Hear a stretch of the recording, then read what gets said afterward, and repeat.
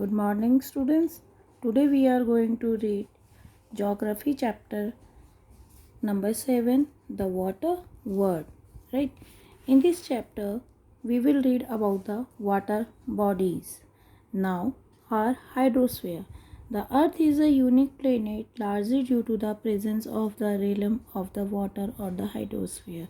As you know कि जो अर्थ है वो यूनिक प्लेनेट है और largely due to the present of the realm of water यहाँ पे पानी बहुत ज़्यादा प्रेजेंट है. That is why it is known as the hydrosphere. Hydrosphere का मीनिंग होता है जलमंडल. The blue planet is a popular sobriquet use for the earth due to the abundance of water. यहाँ पे क्या है, इसको ब्लू प्लेनेट भी कहा जाता है बिकॉज यहाँ पे पानी की मात्रा बहुत ज़्यादा है. Along with the atmosphere and the lithosphere, the hydrosphere makes life possible on the earth.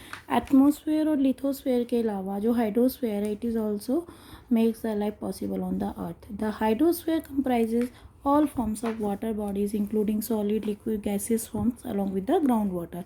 और जो यहाँ पे जो पानी की जो बॉडीज़ होती हैं वो 3 टाइप्स की होती है, सॉलिड, लिक्विड और गैसियस फॉर्म में.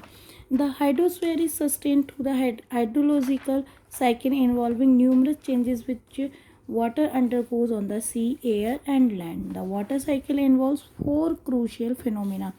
One is the evaporation, second is the condensation, third is the precipitation and collection. The water in the oceans become water vapors through the process of evaporation which change into the clouds through condensations. यानी कि जो पानी है वह नदियों वगैरह से, सागर से, समुद्र से बिकम वाटर वेपर्स, वो भाप के रूप में बनता है. द प्रोसेस ऑफ इवोपरेशन, जब वो भाप के रूप में बनता है, इट चेंज इनटू क्लाउड्स, और वो धीरे धीरे क्लाउड्स में चेंज होता है. The process was known as the condensation, and thereafter the clouds precipitation as rain or snow that runs down into the river. और वो precipitation यानी कि हेल्स के रूप में, वाटर रेन के रूप में ग्राउंड पे आते हैं into the rivers and eventually goes back to the oceans, और वो वापस से ओशंस में आते हैं. अभी मैं आपको पिक्चर में दिखाऊंगी. The amount of the water that comes in the by way precipitation usually balance the amount that is lost by the evaporation and transpirations. The availability of water varies from the one place to another and from season to season. At times the water cycle is affected by the human activities such as deforestation, pollution of water bodies, etc. देखिए, this is the water cycle. यहाँ पे आप क्या देख रहे हैं कि यहाँ पे मैं आपको बताऊंगी इवोपरेशन, कंडेंसेशन, प्रेसिपिटेशन कैसे होता है. जैसे कि हमने पढ़ा था कि the water in the oceans become water vapours. Water vapours बनती है यहाँ से. इस प्रोसेस में ये वाटर वेपर्स यहाँ से इस तरीके से यहाँ से जाती हैं, यहाँ से कंडेंसेशन होता है. कंडेंसेशन के थ्रू फिर यहाँ से ये प्रेसिपिटेशन होता है, जो ये यहाँ पे ग्राउंड धरती के ऊपर गिरते हैं, तो ये ओशंस में वापस से आ जाते हैं. Now fresh water, fresh and saline water. Fresh water साफ पानी, सेलाइन वाटर यानी कि खारा पानी. The huge amount of the evaporated water found in the atmosphere comes from the oceans. Around 90% of all water from the oceans and sea is saline in nature. जो 90% जो water है it is in saline. Only 1 or 2% water is the fresh water, so is unsuitable for the human consumption. तो is क्या है, unsuitable है human consumption के लिए. It is saline because the river while flowing over the land surface dissolve and carry various salt with them which is deposited when the river merge into the oceans. The remaining 2% is found in glaciers and ice cap while the 1% is found in the groundwater. यानी कि effectively we can say only 1% of water is suitable for the human consumption. This is the diagram distributions of water that you can see and read it. Now fresh water. Fresh water meaning क्या होता है बेटा, water containing very little dissolved salts is known as a fresh water. River that carries fresh water from rain or melting of the snow are among the most important and dominant source of the water. यानी कि rivers that carry fresh water from the rain or melting snow of the are the among the most important and dominating source of fresh water. The distribution of fresh water depend on the prevailing climatic condition. यानी कि जो fresh water आता है river से या फिर बारिश वगैरह से आता है, it's depend on the climatic condition कि उस टाइम पे क्लाइमेट क्लियर है या कैसा है. It is highly uneven. For instance in the northern plains of the India where precipitation exceed evaporation there is a surplus water, while in the Thar desert where evaporation is more. Thar desert में क्या होता है बेटा, evaporation बहुत ज़्यादा होता है. there is a scarcity of water, इसीलिए वहाँ पे पानी की कमी भी बहुत ज़्यादा होती है. Ice caps and glaciers huge reservoirs of fresh water in a solid state. Solid state में होता है. द लार्ज सॉलिड स्टेट यानी कि ग्लेशियर्स वगैरह में, आइस कैप्स में, आप आइस कैप से ही मतलब सॉलिड स्टेट पानी की क्या होती है, बर्फ़ के रूप में, right. Large ice sheets are found all over the Antarctic and Greenland. Glaciers are form over a period of that time. And the Siachen is the Himalayas is the one of the world largest glacier. आपसे पूछा जा सकता है ये कि Siachen is the Himalaya is the one of the world largest glacier.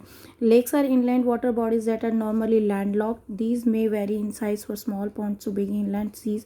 The Caspian Sea, Lake Superior and Great Bear Lake large are they mainly used for the transportation, and many smaller lake which is used for the water supply.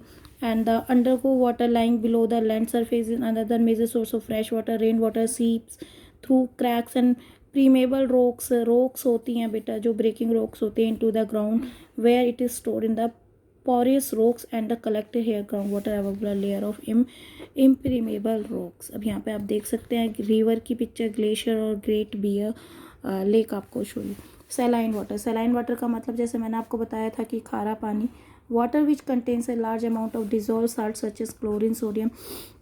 जिस पानी के अंदर बहुत ज़्यादा chemicals होते हैं, that is known as the saline water. The maximum concentration of sodium chloride of common salt. The degree of concentration of salt in sea water is known is salinity. यानी कि sea water is known as for its salinity and its varies from one place to another. Salinity is express in terms of part per thousand. ये आप पढ़ लेंगे, right. Usually the average salinity of sea water, यहाँ पे देखिए average निकाल रखी है सैलिनिटी की सी वाटर की, 35 पार्ट्स पर thousand. It means 3.5%, which means that 100,000 grams of sea water contains 35 grams of salt. यानी कि आपसे क्वेश्चन पूछा जा सकता है 1000 grams of sea water, how much contains the grams of salt? 35 grams. Salinity is contingent of the rate of evaporation, amount of precipitation and amount of fresh water added to the ocean. Now temperature क्या होता है देखिए. The temperature of the ocean water which is heated by the sun varies from one place to another place.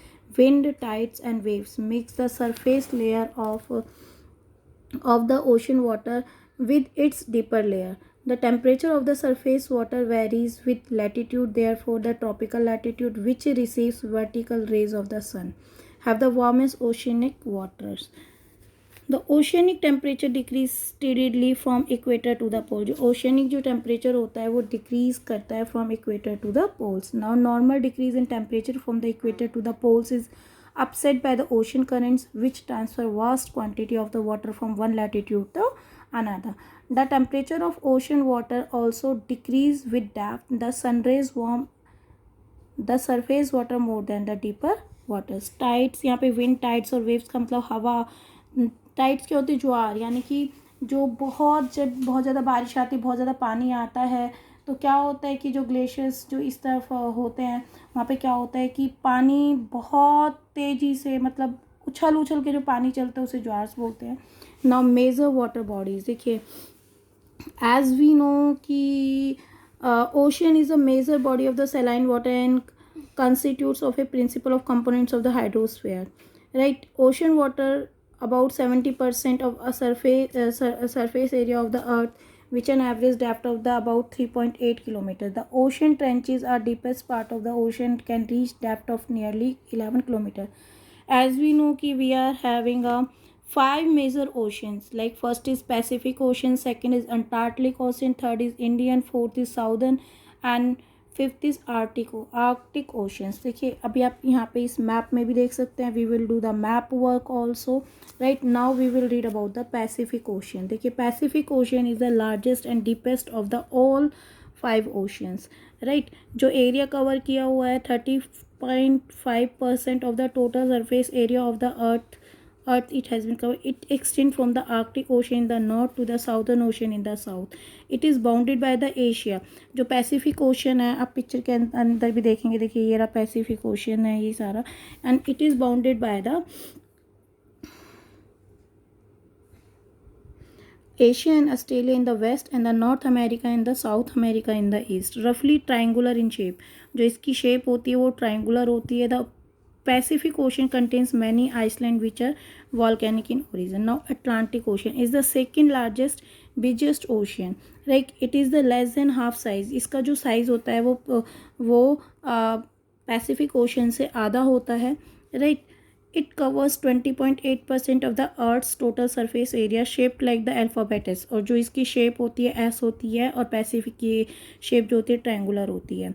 The ocean contains many shallow seas, Caribbean, Baltic, Northern Black Sea, Gulf of the Mexico. The highly indented coastline of this ocean provide many sites for natural harbors.